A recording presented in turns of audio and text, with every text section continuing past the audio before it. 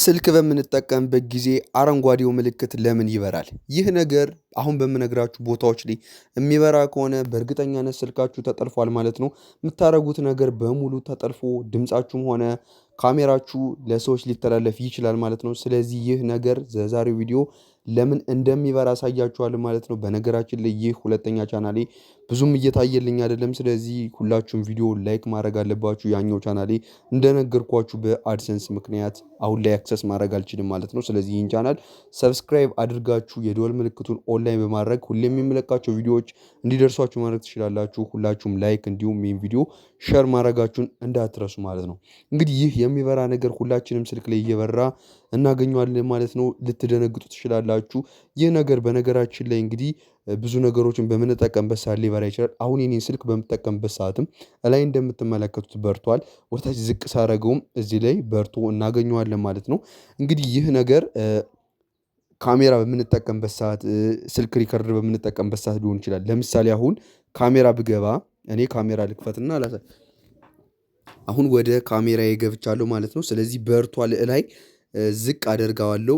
አንዴ ዝቅ አደርግና እዚህ ጋር እንግዲህ እነካታለሁ እቺን ማለት ነው። አንዴ እነካታለሁ። በምነካበት ሰዓት እንግዲህ እዚህ ላይ ያመጣልኛል ማለት ነው። እንግዲህ ቢንግ ዩዝድ ባይ ካሜራ እና ቢንግ ዩዝድ ባይ ስክሪን ሪከርድ ይላል ማለት ነው። አሁን ይህን ቪዲዮ ስቀርጽ ስክሪን ሪከርድ እያደረኩ ስለሆነ እዚህ ላይ በርቷል ማለት ነው። እዚህ ላይ የካሜራውን አንዴ ክሊክ አደርገዋለሁ። ክሊክ በማድረግበት ሰዓት እንግዲህ ወደ አፕ ፐርሚሽን ይወስደኛል ማለት ነው። ወደ አፕ ፐርሚሽን ከወሰደ በኋላ እዚህ ላይ አፑ ምን ተፈቅዶለታል የሚለውን እዚህ ላይ ያመጣልኛል።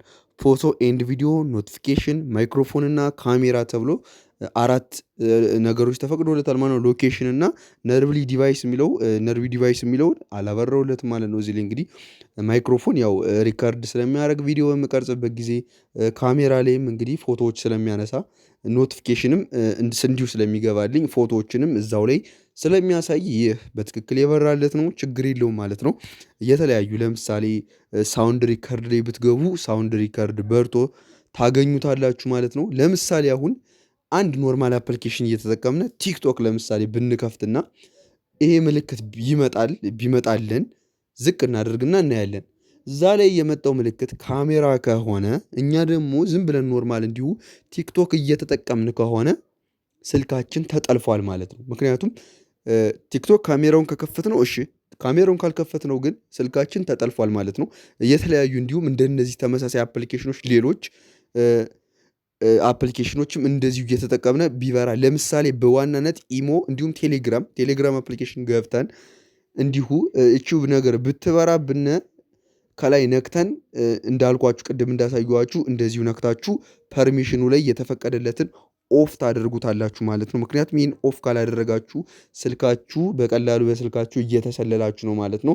በዚህ መልኩ እቺ ምክንያት የምትበራበት ለዚህ ነው። እንግዲህ በሰላማዊ መልኩ የምትበራ ከሆነ ወይም ኖርማል አፕሊኬሽን የምትበራ ከሆነ ሁላችሁም እንዳትደነግጡ። ነገር ግን በሌሎች አፕሊኬሽኖች የምትበራ ከሆነ እዛ ላይ ገብታችሁ ማስተካከል አለባችሁ ማለት ነው። እንግዲህ ለዛሬ ያመጣሁላችሁ አጭር ቲፕ ይህ ነበረ። ሰብስክራይብ እንዲሁም ላይክ ማድረጋችሁን እንዳትረሱ።